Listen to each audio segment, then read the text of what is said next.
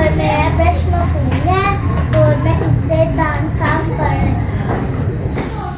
मैं फाइल हूँ, ये मफूल है गिलास, मैं इससे पानी पीती हूँ। मैं फाइल हूँ, ये झाड़ू मफूल है क्योंकि मैं इसे झाड़ू लगा रही हूँ। Dear students, please subscribe our channel, press the bell icon, like, share and comment the video. Thank you very much.